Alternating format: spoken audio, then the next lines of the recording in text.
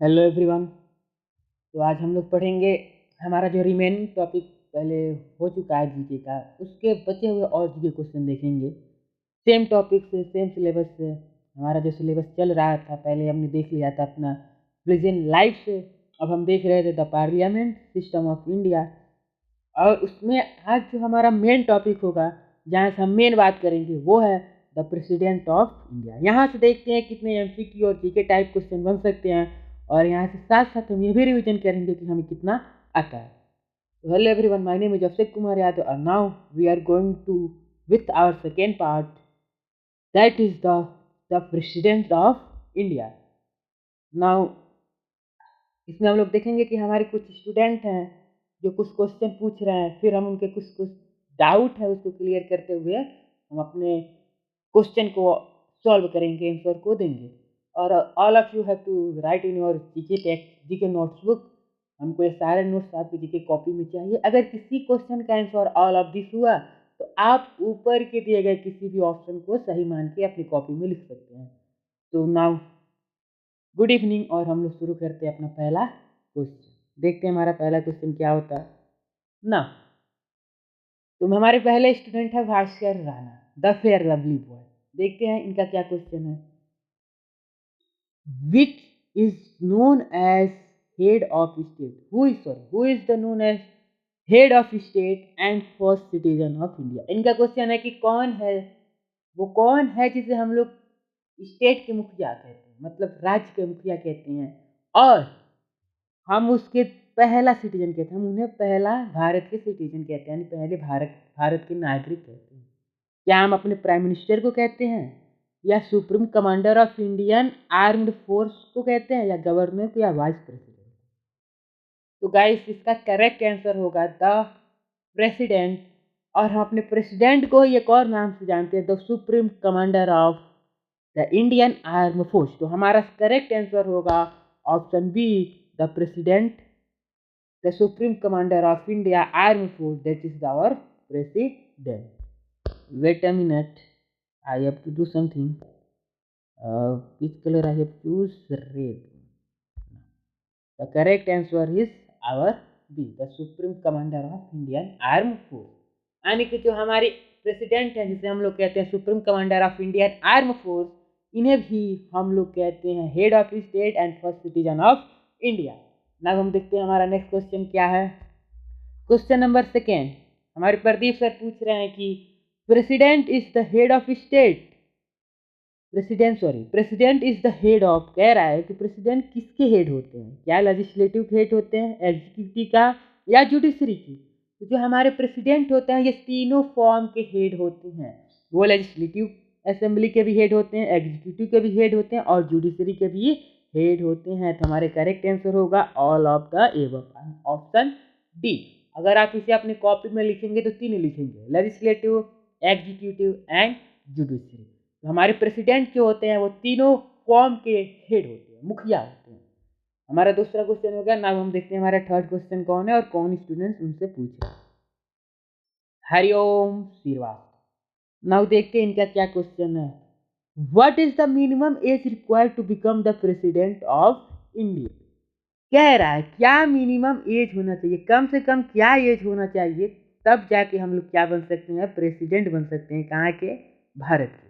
तो what is the minimum age required to become a president of India? क्या वो 25 साल होते हैं, 30 साल होते हैं, 35 या 55? तो हमारा करेक्ट आंसर होगा option number C, that is the 35 year old. तो इंडिया का प्रेसिडेंट बनने के लिए, फर्स्ट सिटीजन ऑफ इंडिया बनने के लिए, हेड ऑफ स्टेट बनने के लिए आपका एज कम से कम होना चाहिए 35 ईयर। ठीक है। Now we are going on the next question. Now Amarjeet sir पूछ रहे हैं question number 4, what is the monthly salary? इनको तो सैलरी को ही लेकर देकर चर्चा होता है, इनको केवल पैसे से ही मतलब है लग रहा है। देखते हैं क्या पूछ रहे हैं। What is the monthly salary of the president of India? कह रहे हैं कि जो हमारे प्रेसिडेंट है उनके एक मंथ की सैलरी क्या होती है। What is the salary of, monthly salary of the president of India? क्या वह सैलरी हमारी 2.5 लाख होती है, 3.5 लाख होते हैं, 5 लाख होते हैं, या 4 लाख होते हैं? हमारे प्रेसिडेंट की महीने की सैलरी कितनी होती है? तो that is the correct answer is the 5 lakh. President की जो मंथली इनकम होती है, मंथली सैलरी होती है, वो होता है 5 लाख। नाउ हम देखते हैं हमारा नेक्स्ट क्वेश्चन क्या है और कौन सा स्टूडेंट हमारा नेक्स्ट क्वेश्चन कर रहा है और कौन से डाउट लेकर आया। Question number 5 is the Vijay Bharati from Belbharia. देखते हैं इनका क्वेश्चन क्या है। What is the monthly pension about receive by a formal president of India.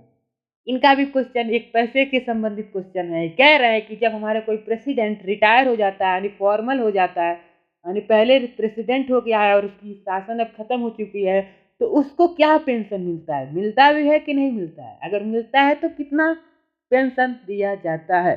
क्या वो पेंशन की अमाउंट 2.5 लैक्स होती है या 1.5 लैक्स होती है या 5 लैक्स होती है या उसको पेंशन ही नहीं दिया जाता? तो माय फ्रेंड, जो प्रेसिडेंट को पेंशन मिलता है वो होता है 2.5 लैक्स।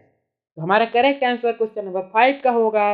विजय भारती सर सुनिए, क्वेश्चन नंबर 5 का जो आंसर होगा वो होगा A option 2.5 lakhs. That is our correct answer, that is 2.5 lakhs. Now we go on our next question and now see who gonna ask our next question. तो हमारा नेक्स्ट क्वेश्चन कर रहा है छोटा पैकेट अमित और छोटा packet. Now see what the question they gonna ask. इनका question है which of the following is a judicial power of the president.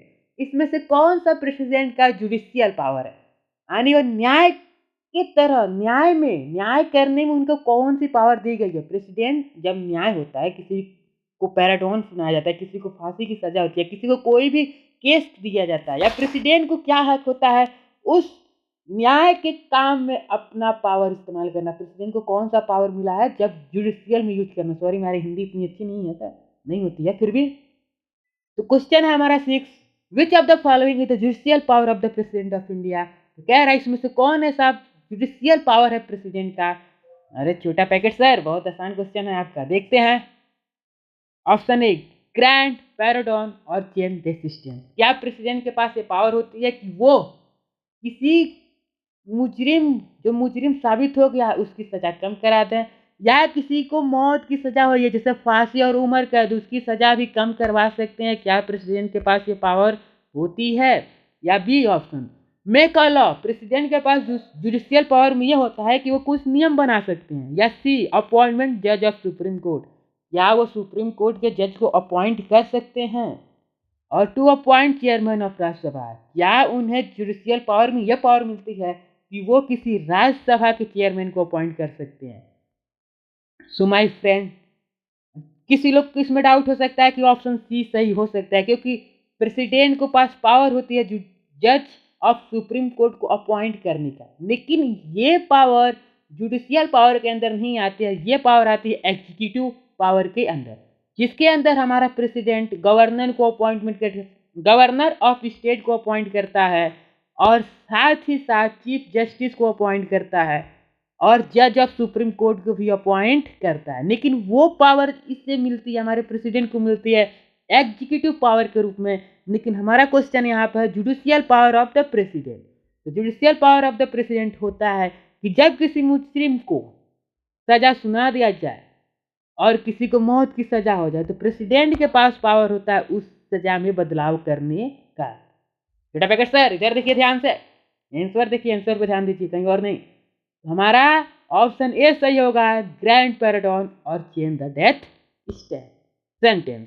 तो हमारे प्रेसिडेंट के पास पावर होता है किसी का सजा कम कराना, या किसी को फांसी होने वाली है या किसी को उम्र कैद की सजा मिली है, वो भी सजा हमारे प्रेसिडेंट कम करा सकते हैं। समझे ना सर जी, आगे चला। Now we go now next question, question number 7, और देखते हुए क्वेश्चन किसके द्वारा पूछा गया है। क्या सर रेगुलर क्लास कीजिए सर जी, नहीं तो ऐसा ही क्वेश्चन पूछना पड़ेगा दिन भर। ध्यान से सुनिए क्या है। Which of the following is an executive power of the president. देखिए अब आया जुडिशियल पावर क्या था। अब हमारा 7 क्वेश्चन है, what is executive power of the president. Grand pardon और चेन रेसिस्टेंस ये तो होता नहीं है, क्योंकि हमने अभी देखा है ये किसमें होता है, हमारे जुडिशियल पावर में। लेकिन हमारा क्वेश्चन क्या है, executive power of the president of India, इसमें ये नहीं होता। ऑप्शन ए हमारा पूरी तरह गलत ही होगा। बी मेक अ लॉ, क्या एग्जीक्यूटिव पावर में प्रेसिडेंट को ये हक मिलता है कि वो कोई नियम कानून को बना सके। देखिए हमारी कंट्री में कोई लॉ अकेले नहीं बना सकता, तो ये भी ऑप्शन लगभग लगभग गलत है। To appoint chief justice of India, या एग्जीक्यूटिव पावर में प्रेसिडेंट को यह हक मिलता है कि वो चीफ जस्टिस ऑफ इंडिया को अपॉइंट कर सके।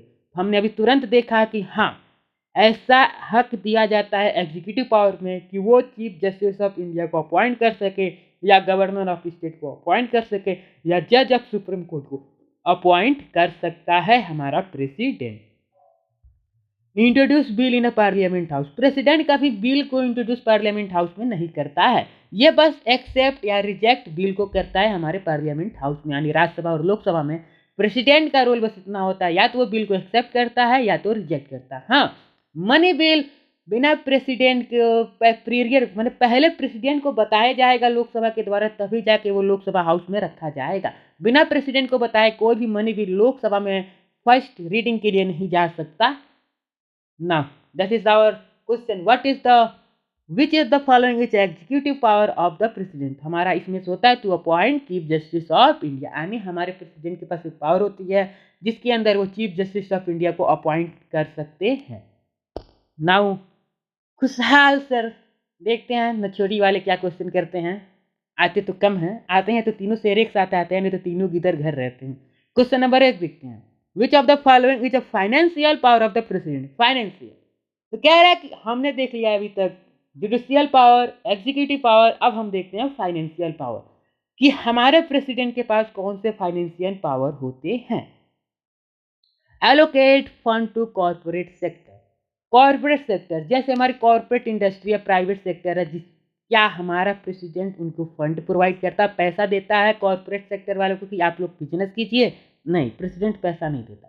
मेक अ बजट, क्या प्रेसिडेंट बजट बनाता है? नहीं, ये काउंसिल मिनिस्टर का काम है, प्रेसिडेंट बजट नहीं बनाता है। Approve money from the contingency fund, हाँ प्रेसिडेंट क्या करता है, हमारा ऑप्शन सी सही होगा। प्रेसिडेंट क्या करता है, मान लीजिए हमारे देश में कोई इमरजेंसी आ गई, कोई जैसे मान लीजिए कोविड आया था ना, कोविड-19 एक पैंडेमिक, उस समय हमारे देश में एक फंड होता है कि हमारे देश में एक फंड होता है कि ताकि हमारे देश में कभी कोई मुसीबत आए तो हम उस फंड को अपने देश के लोगों के हित में यूज कर सकें। जैसे जब पैंडेमिक आया था तो हम लोग उसी पैसे से ऑक्सीजन सिलेंडर मंगा रहे थे, मेडिसिन किट, लोगों का फ्री में जांच, फिर फ्री में हम लोग वैक्सीन किए। ये सारा पैसा गवर्नमेंट के पास कहाँ से आया? वो हमारे फंड होता है जिसको केवल प्रेसिडेंट ही अप्रूव कर सकता है, यानी उस फंड से पैसा निकालने के लिए प्रेसिडेंट का सिग्नेचर सबसे आवश्यक होता है। उसे हम लोग कहते हैं कॉन्टीजेंसी फंड, यानी विपत्ति काल में उपयोग आने वाले पैसे को केवल प्रेसिडेंट ही है जो अप्रूव कर सकता है। फाइनेंशियल पावर में क्या होता है, approve money from the contingency fund, यानी हमारे प्रेसिडेंट जब भी हमारे देश में कोई मुसीबत आता है तो जो हम लोग फंड इकट्ठा करके रखे रहते हैं जो हमारे देश की मुसीबत में काम आएगा, वो केवल पैसा प्रेसिडेंट के द्वारा ही निकाला जा सकता है, प्रेसिडेंट ऑफ इंडिया के द्वारा ही निकाला जा सकता है। क्वेश्चन नंबर 9 देखते हैं। एहसान सर पूछ रहे हैं, ये भी नछोरी के हैं, ये उन तीनों ग्रुप से अलग रहते हैं। Which of the following is a military power of the president of India? इसमें से कह रहा है कि कौन सा पावर मिलिट्री पावर है, दिए गए में से कौन सा मिलिट्री पावर है हमारे प्रेसिडेंट ऑफ इंडिया के? तो कह रहा है टू डिक्लेयर वॉर, क्या प्रेसिडेंट ऑफ इंडिया वॉर को डिक्लेयर कर सकते हैं? सही लग रहा है, कुछ कुछ ऑप्शन भी देखते हैं। To appoint chief of defence, या हमारे जो डिफेंस के मुखिया होते हैं उनको भी अपॉइंट कर सकते हैं। हाँ, ये भी सही लग रहा है। To lead of arm force, हमारे देखिए हमारे जो प्रेसिडेंट होते हैं सुप्रीम कमांडर होते हैं, तो ये हमारे जो आर्मी होता है, 3 आर्मी, एयर फोर्स और नेवी, तीनों आर्मी को हमारे प्रेसिडेंट लीड करते हैं, गाइड करते हैं। तो हमारा करेक्ट आंसर होगा ऑल ऑफ दिस, यानी ये तीनों पावर प्रेसिडेंट के पास होती है, जिसमें एक होता है वो वॉर को डिक्लेयर कर सकते हैं। हालांकि वो वॉर को अकेले डिक्लेयर नहीं कर सकते, हालांकि वो वॉर को अकेले डिक्लेयर नहीं कर सकते, काउंसिल मिनिस्टर और मिनिस्ट्री हाउस से सलाह लेने के बाद ही किया जाता है। और वो अपने चीफ डिफेंस ऑफ इंडिया को भी अपॉइंट कर सकते हैं और अपने आर्म फोर्स को लीड करते हैं, ये तो सब कोई जानता ही है। Now we go our next question, और देखते हैं 10वां क्वेश्चन किसने किया है और क्या किया है। Jamaluddin from Belbharia, this is the great personality और बहुत अच्छा लड़का है हमारी क्लास का, बहुत पढ़ता लिखता है। वो अलग की बात है कि रोड पे बैठ के फ्री फायर खेलता है। देखते हैं आगे। Under which article of India the constitution can the president declare national emergency. Question है कि किस आर्टिकल के अंतर्गत, हमारे जो कॉन्स्टिट्यूशन होते हैं उसमें आर्टिकल होता है, मतलब संविधान लिखे गए होते हैं, तो एक एक्ट आर्टिकल धारा लिखी जाती है। तो पूछ रहा है कौन सा ऐसा आर्टिकल है जिसके अंतर्गत हमारा जो संविधान है वो प्रेसिडेंट को डिक्लेयर नेशनल इमरजेंसी डिक्लेयर करने का हक देता है। यानी किस आर्टिकल के अंदर हम लोग नेशनल इमरजेंसी डिक्लेयर करते हैं। आर्टिकल 352, आर्टिकल 365 या आर्टिकल 360 या आर्टिकल 356। तो हम लोग नेशनल इमरजेंसी डिक्लेयर करते हैं under the article 352। National emergency एक ऐसी सिचुएशन होती है जब हमारा देश किसी बहुत बड़े वॉर से गुजर रहा होता है, या हमारे देश के अंदर बहुत दंगे फसाद हो रहे होते हैं, या हमारी जो आर्मी होती है वो हमारी आर्मी रिवॉल्ट कर देती है, रिबेल कर देती है, हमारे देश के खिलाफ खड़ी हो जाती है। उस सिचुएशन में हमारे प्रेसिडेंट के पास ये हक होता है कि वो क्या लागू कर सकते हैं, इमरजेंसी। और इमरजेंसी के अंदर लोगों को फंडामेंटल राइट्स छीन लिए जाते हैं, right to speak, right to freedom, सारे फंडामेंटल राइट्स छीन लिए जाते हैं। और ये कॉन्स्टिट्यूशन के आर्टिकल 352 में लिखा है कि प्रेसिडेंट नेशनल इमरजेंसी लागू कर सकता है। ठीक है। नाउ आवर नेक्स्ट क्वेश्चन, समझ गए ना। क्वेश्चन सिंपल सा है, under which article of the Indian constitution, यानी भारत के किस आर्टिकल के अंदर प्रेसिडेंट डिक्लेयर कर सकता है नेशनल इमरजेंसी। तो हमारा आर्टिकल है आर्टिकल 352। नाउ नेक्स्ट क्वेश्चन, और देखते हैं हमारा 11 क्वेश्चन किसके द्वारा पूछा जा रहा है और कौन है महापुरुष। विजय यादव जी। यादव के अंत में जी लगाना बहुत आवश्यक है। कान्हा जी, विजय यादव जी, अभिषेक यादव जी, तो जी लगाना बहुत इंपॉर्टेंट होता है। आगे देखते हैं, under which article can the president proclaim a financial emergency. कह रहा है कि किस आर्टिकल के अंदर हमारे प्रेसिडेंट लागू कर सकते हैं फाइनेंशियल इमरजेंसी। फाइनेंशियल इमरजेंसी ऐसा सिचुएशन होता है जब हमारे देश पे एक खतरा हो, हमारा देश का जो फंड हो, फॉरेन फंड वो खत्म हो रहा हो, विदेशी पैसा, विदेशी मुद्रा क्या होती हैं, जब खत्म होती हैं, उस रूप में हम लोग लागू करते हैं फाइनेंशियल इमरजेंसी। तो क्वेश्चन सेम है, बस यहाँ पे ये अंतर है, नेशनल इमरजेंसी पूछा था, इस पर पूछ रहा है किस आर्टिकल के अंदर हम लोग फाइनेंशियल इमरजेंसी को लागू करते हैं। तो आर्टिकल 352 तो होगा नहीं, क्योंकि इसके अंदर हमारा आता है नेशनल इमरजेंसी। आर्टिकल 365 क्या होगा, या आर्टिकल 360 होगा, या आर्टिकल 356 होगा। तो हमारा करेक्ट आंसर होगा था आर्टिकल 360। आर्टिकल 360 के अंदर प्रेसिडेंट को यह होता है कि फाइनेंशियल इमरजेंसी लागू करे और जितने भी गवर्नमेंट ऑफिसर हैं उनकी सैलरी कम कर दे। यानी जितने भी लोग गवर्नमेंट के अंदर गवर्नमेंट जॉब करते हैं तो फाइनेंशियल इमरजेंसी क्या होता है, उनकी सैलरी को काट कर कम कर दिया जाता है। Next question, now we gonna 12th question, और we have to see that what gonna happen in 12th question. हाँ, दारिक सर एंड कातिल छोड़ा, आप लोग इन्हें जानते ही होंगे, बड़ी मशहूर प्राणी हैं। 99 नंबर लाए थे 100 में जी के, और इस बार भी हम उम्मीद करते हैं कि यही क्लास में फर्स्ट आए और फिर हमारे तरफ से एक गिफ्ट इनको मिले। तो तारिफ सर उर्फ कातिल छोड़ा, हेयर स्टाइल इनका बहुत खतरनाक रहता था कभी कभी। देखते हैं, during a national emergency which fundamental right can be suspend. कह रहा है कि जब हम लोग नेशनल इमरजेंसी देश में लागू करते हैं, आर्टिकल 352 के द्वारा जब प्रेसिडेंट नेशनल इमरजेंसी देश में लागू करता है, तो कौन से ऐसे फंडामेंटल राइट्स हैं जो छीन लिए जाते हैं। राइट टू इक्वलिटी, क्या ये छीनी जाती है। राइट टू फ्रीडम, क्या ये छीना जाता है। राइट टू स्पीच, क्या ये छीना जाता है। देखिए, तीनों फंडामेंटल राइट्स हैं, और हमारे जब हम नेशनल इमरजेंसी के अंतर्गत आते हैं तो हमारे जितने भी फंडामेंटल राइट्स होते हैं सारे छीन लिए जाते हैं। यानी नेशनल इमरजेंसी के अंदर लोगों के जितने फंडामेंटल राइट्स होते हैं सारे फंडामेंटल राइट्स को छीन लिया जाता है। Now we gonna our 13 question and who gonna ask you, let's see। Patel sir, Raj Patel sir, इनका सल्ट कभी इन नहीं हो सकता। इन्होंने कसम खा ली है, माँ बहन सखी कसम खा के ये कहते हैं कि ये अपना टिसल्ट या सल्ट कभी इन नहीं करेंगे। कोई कुछ भी कर ले, कितना भी पीट ले, कितना भी लतिया ले, ये अपने सल्ट को कभी इन नहीं करने वाले। Now see the what gonna he ask. In which case of the president of India declare national emergency. कह रहा है कि कौन ऐसा सिचुएशन होगा जब हमारे देश के प्रेसिडेंट नेशनल इमरजेंसी यानी आर्टिकल 352 के अंतर्गत नेशनल इमरजेंसी लागू कर सकते हैं। तो पहला ऑप्शन है in the trade off financial stability. क्या इस डर से कि भारत में जो फाइनेंशियल स्टेबिलिटी है यानी विदेशी मुद्राएं हैं वो कम हो रही हैं। In a case of war, देखिए जो ये ऑप्शन नहीं है फाइनेंशियल इमरजेंसी, ये तभी लागू होता है और ये लागू भी होगा तो आर्टिकल 360 के अंतर्गत फाइनेंशियल इमरजेंसी के अंदर आएगा, ना कि नेशनल इमरजेंसी। तो ऑप्शन ए गलत है। इन केस ऑफ वॉर, क्या जब भारत में युद्ध हो तब हो सकता है, या in case of terrorist attack, क्या भारत में आतंकवादी हमला हो तब हो सकता है, या in case of natural disaster, या कोई प्राकृतिक आपदा है तब नेशनल इमरजेंसी लागू होता है। देखिए आए दिन भारत में टेररिस्ट अटैक तो होते ही रहते हैं, तो इमरजेंसी लागू तो होती नहीं है।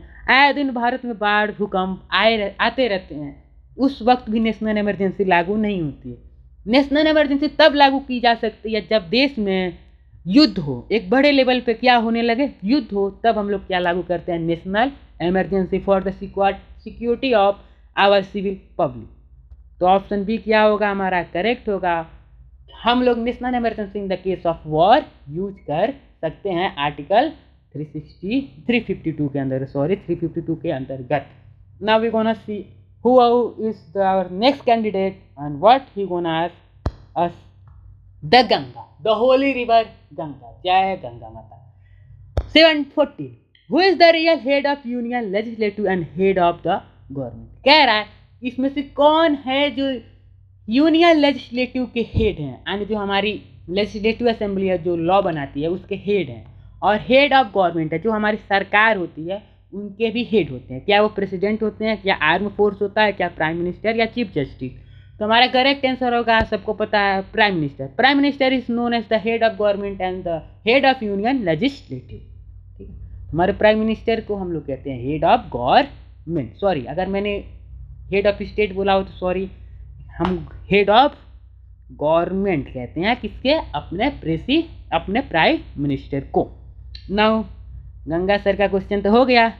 गंगा सर आप बोलते बहुत हैं, बोला कीजिए। Now we gonna see our 15 question. What the question, गगन, द स्काई, आसमान, आकाश, इनका क्या क्वेश्चन है देखते हैं। ये गंगा के भाई हैं, ठीक है, देखते हैं। What is the minimum age required to become of PM of India. कह रहा है कितना हमें एज की आवश्यकता होती है प्राइम मिनिस्टर बनने का। भारत का प्राइम मिनिस्टर बनने के कम से कम हमारी एज क्या होनी चाहिए, 25 साल, 30 साल, 35 साल या 40 साल। तो एक प्राइम मिनिस्टर बनने के लिए आपका एज कम से कम होना चाहिए 25 साल। तो हमारा करेक्ट आंसर क्या होगा, 25 ईयर। यानी हमें इंडिया का पीएम बनने के लिए हमारा एज कम से कम क्या होना चाहिए, 25 साल। 16 क्वेश्चन और ये हमारे पूछ रहे हैं धरती माता जागृति। देखते हैं क्या क्वेश्चन है। हंसना मत जागृति, कुछ भी करना बस हंसना नहीं। आगे देखते हैं। What is the highest judicial authority in India. कह रहा है कि भारत में जो सबसे बड़ा न्यायालय है वो कौन है, कौन ऐसा स्थान है जहाँ जिसे हम लोग कहते हैं हाईएस्ट जुडिशियल अथॉरिटी इंडिया, यानी उससे बड़ा न्यायालय, न्याय करने की अथॉरिटी किसी के पास नहीं होती है, उसका न्याय सबको मानना होता है। यहाँ तक कि हम लोग कुछ हाउस ऑफ जुडिशरी को हम लोग रिजेक्ट कर सकते हैं, लेकिन जब हम supreme court, sorry I gonna tell you answer, लेकिन जब हमारा इसका करेक्ट आंसर होगा सुप्रीम कोर्ट। सुप्रीम कोर्ट को हम लोग higher judicial authority of India कहते हैं, क्योंकि यहाँ से एक बार जो सुना दिया गया, जो क्या कहते हैं, जो रिजल्ट हमें दे दिया गया उसे हम रिजेक्ट नहीं कर सकते। ठीक है, तो 16 का आंसर होगा बी। देखो जागृति फिर हंस रही, हंसना नहीं है, आंसर देखो, आंसर क्या है, B, supreme court of India. तो इंडिया में जो सबसे हाईएस्ट जुडिशियल अथॉरिटी होती है उसे हम लोग कहते हैं supreme court of India. Now we gonna see our the next question. ओम भूर्भुवः स्वः, जय हनुमान ज्ञान गुण सागर। इतना याद है, इससे ज़्यादा नहीं। देखो अभी केवल सुन लो, चले जाना, मारना नहीं, ठीक है, ठीक है। खुश सुनो, ज्योति पटेल हमारी नेक्स्ट कैंडिडेट है, ठीक है। ये दिन भर सोती हैं और 12 बजे के बाद ये जगती रहती हैं, ठीक है। दिवाली के दिन इनको तकलीफ हो गया था, बोली सर जी हम न दिन में कुछ कर पाए न रात में कुछ कर पाए, कोई मिला ही नहीं शिकार। देखते हैं इनका क्वेश्चन, देख लेते हैं, जाने देते हैं, वो सारी बातें छोड़ देते हैं। तो क्वेश्चन है what is the minimum age required to become जज ऑफ सुप्रीम कोर्ट। कह रहा है एक सुप्रीम कोर्ट का जज बनने के लिए हमारी एज कम से कम क्या होनी चाहिए। एबिलिटी वाली क्वेश्चन है कि हमारी एज क्या होनी चाहिए कम से कम, 60 ईयर, 50 ईयर, 55 ईयर या 65 ईयर। तो एक सुप्रीम कोर्ट का जज बनने के लिए, एक सुप्रीम कोर्ट का जज बनने के लिए मिनिमम एज हमारी जो रिक्वायर होती है वो होती है 55 ईयर। 55 ईयर, जल्दी हटाओ जी, डर लग रहा है इसका क्वेश्चन से। 55 ईयर। नाउ 18 क्वेश्चन को आस्क बाई आम वाली बहनी। आम, इस ठंडी में आम कहाँ से हुआ है जी? ये ठंडी में आम, ठीक है छोड़िए, हम लोग अपने क्वेश्चन पे ध्यान देते हैं। Now our question is that, this question is that what process is used to remove, what process is used to remove a जज of supreme court from their office. कह रहा है कोई जज के उसके कार्यकाल के दौरान, यानी किसी कोई जज हो जिसे हम लोग हटा सकते हैं, किस प्रोसेस से हम जज को, यानी विच प्रोसेस यूज, यानी किस प्रक्रिया को हम लोग यूज करके जज को, सुप्रीम जज मतलब जज ऑफ सुप्रीम कोर्ट को रिमूव कर सकते हैं जबकि वो अपने कार्यकाल में हो, यानी उसका रिटायरमेंट का टाइम नहीं हुआ है लेकिन फिर भी हम उसे हटाना चाहते हैं। हो सकता है उसके द्वारा दिए गए रिजल्ट हमें अच्छे ना लगें तो हम उसको हटाना चाहते हैं। तो कौन ऐसा प्रोसेस है जिसको हम लोग फॉलो करके उसको हटा सकते हैं? क्या वो प्रोसेस है non confidential motion, vote for non confidence, impeachment या रीमूविंग? तो आम वाली बहनी इधर देखो ध्यान से, सूखे पेड़ की तारीफ है तुम मुरझा के टूट मत जाना।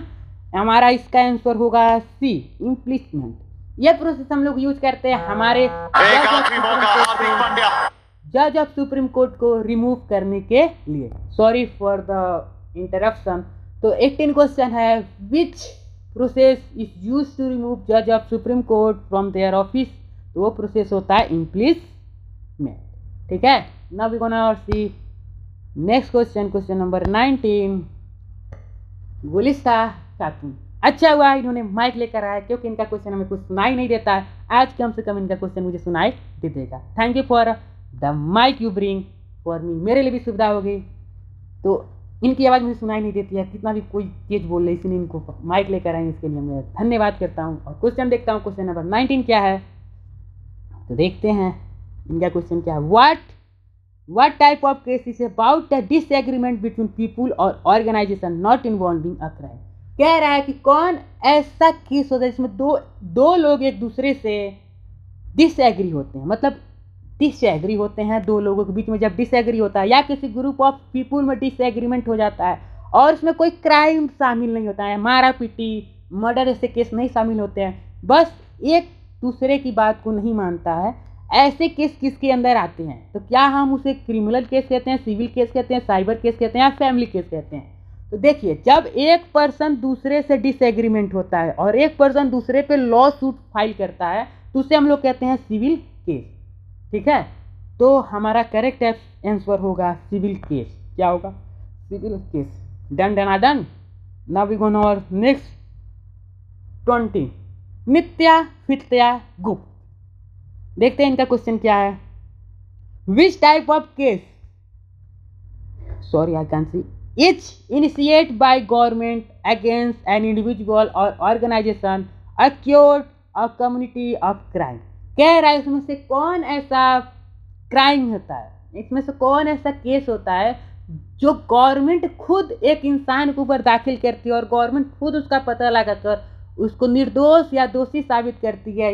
ये जो एक इंसान और एक ऑर्गेनाइजेशन के द्वारा कमिट किया जाता है ये क्राइम किसके अंदर आता है, किस केस के अंदर ये क्राइम आता है?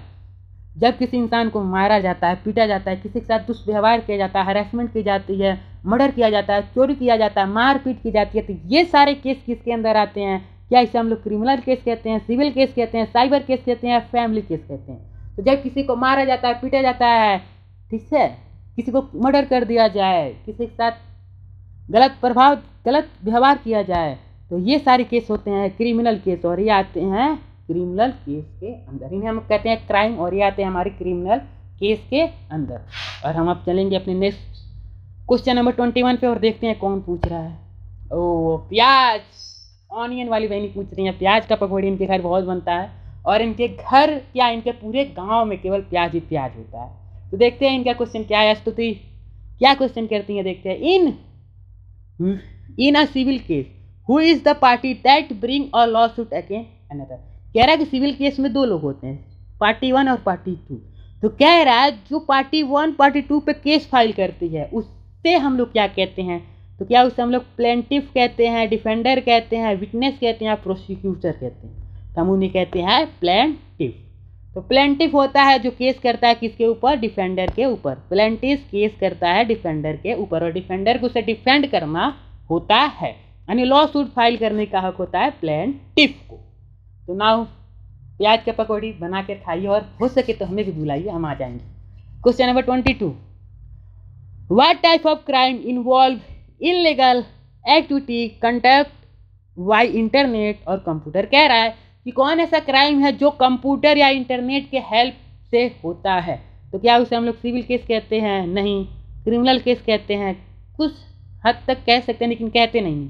क्या साइबर केस कहते हैं, हाँ। जब भी कोई काम इंटरनेट या कंप्यूटर नेटवर्क के द्वारा कोई ऐसा इलीगल काम हो उसे हम लोग कहते हैं साइबर क्राइम। तो हमारा ऑप्शन सी होगा करेक्ट, हमारा ऑप्शन सी क्या होगा करेक्ट। अर्चिता, इनके चेहरे पे 12 ही बजे होते हैं लेकिन यहाँ पे 11 नहीं 3 बज रहा है, यानी 12 से 2 घंटा आगे चल गया। 12 से 2 घंटा नहीं, मेरे भी चेहरे पे 12 क्यों बज गया। चलिए छोड़िए, यहाँ से मेरा दिमाग खराब हो गया, आगे चलिए। आंचल जागृति की दोस्त है ये। During which hour do member of parliament use ask to the minister. During which hour a member of parliament usually ask question to the minister. कह रहा है कि किस आवर के अंदर, यानी पार्लियामेंट पे कुछ समय दिया जाता है, कुछ आवर्स को कैटेगराइज कर दिया गया है कि इस आवर में केवल यही काम होंगे। तो कह रहा है कि कौन से घंटे यानी किस आवर में पार्लियामेंट मेंबर को ये हक होता है कि वो केवल मिनिस्टर लोग से क्या करे क्वेश्चन। जैसे हमारे फॉरेन मिनिस्टर है, कोई फॉरेन से विवाद होगा तो फॉरेन मिनिस्टर से क्या करे, केस कर सकें। कोई हेल्थ मिनिस्टर है तो हमारे भारत का हेल्थ व्यवस्था बहुत खराब है तो हेल्थ मिनिस्टर पे क्वेश्चन कर सके। और उस दिन उस मिनिस्टर को उस क्वेश्चन से बचने का कोई मतलब उस क्वेश्चन से वो बच भी नहीं सकता। तो कौन ऐसा आवर होता है जिसके अंदर हमारे पार्लियामेंट मेंबर को हक मिलता है वो मिनिस्टर ऑफ कैबिनेट से क्वेश्चन कर सके। क्या वो 0 आवर में करता है, सेकेंड रीडिंग में, क्वेश्चन आवर में कि डाउट आवर में। सिंपल है, क्वेश्चन आवर में ही क्वेश्चन किया जाता है। ठीक है, now next question is Sony the camera. Sony का कैमरा या सोनी बिलभरिया की हैं, बहुत ग्रेट पर्सनालिटी। देखते हैं इनका क्वेश्चन क्या है, क्लास करने आती ही नहीं है लेकिन इनका क्वेश्चन आ गया है तो देख लेते हैं। हम लोग इतने दयालु हैं कि हम लोग सबका क्वेश्चन देख लेते हैं। ठीक है, इतना दुख क्या करेंगे, जीवन में दुख रहता है, छोड़िए दुख की बात नहीं करेंगे। What is the main purpose of 0 hour in a parliament system. कह रहा है कि हमारे पार्लियामेंट में 0 आवर्स का नाम है। 0 आवर के लिए एक कैटेगरी है, मतलब वो 0 आवर का मेन पर्पस क्या, हमने उसे क्यों बनाया, क्या इस्तेमाल है पार्लियामेंट सिस्टम में 0 आवर का, किस लिए बनाया गया है। तो कह रहा है ऑप्शन ए, क्या 24 क्वेश्चन का ऑप्शन ए देखिए, क्या टू मेक अ लॉ, क्या टू मेक अ बिल, क्या बिल बनाने के लिए 0 आवर में हम लोग बिल बनाते हैं, या 0 आवर में हम बिल के ऊपर डिस्कस करते हैं, या 0 आवर में हम बिल के ऊपर वोट करते हैं, या टू एड्रेस अर्जेंट इशू, या कोई हमारे देश में बहुत अर्जेंट इशू है। तो देखिए हमारे बिल, अगर हमारे पास बिल है तो हम लोग पहले उसे क्या करते हैं, पहले इंट्रोड्यूस करते हैं। हम एक बिल को अपने देश पे इंट्रोड्यूस करते हैं, फिर कुछ दिन के बाद उस पर डिस्कशन होता है। दूसरा प्रोसेस, पहला प्रोसेस होता है इंट्रोडक्शन, दूसरा होता है डिस्कस और थर्ड होता है कंडक्ट ऑफ वोट। यानी ये तीनों प्रोसेस में महीने लग जाते हैं, 2 हफ्ते 3 हफ्ते लग जाते हैं। लेकिन हमारे देश में कोई बहुत आपत्तिकाल जनक सिचुएशन आ चुका है जिसमें कोई तुरंत काम करना है तो उसके अंदर हम 0 आवर के अंदर अपना अर्जेंट मैटर या अर्जेंट इशू को लोगों के सामने रखते हैं। हमें इसमें इंट्रोडक्शन देने की जरूरत नहीं, हम डायरेक्ट डिस्कशन और वोटिंग करते हैं। ये काम होता है 0 आवर के अंदर, और ये काम तभी होता है जब हमारे देश में कोई एड्रेस अर्जेंट इशू, हमारे देश में कोई बहुत अर्जेंट इशू हो जिसके अंदर हमें जिसे जल्द से जल्द सॉल्व करना है।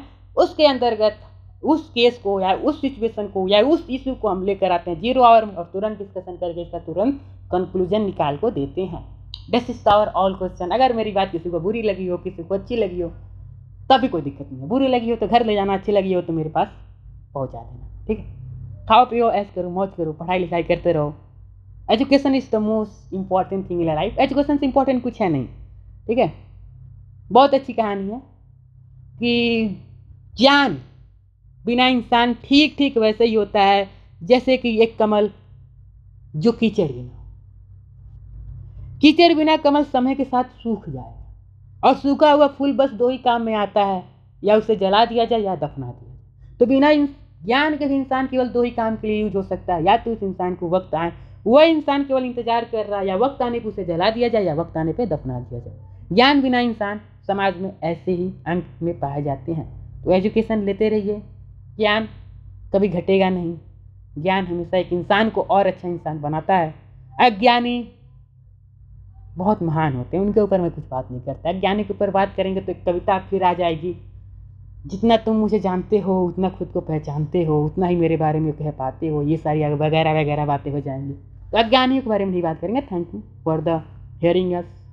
तो thank you. I am your good wishes and your teacher Abhishek Kumar Yadav. There is the all thing I can do for you. जितना मैं आपके लिए कर सकता हूँ करूँगा। So thank you. खुदा हाफिज़, नमस्ते, राधे राधे।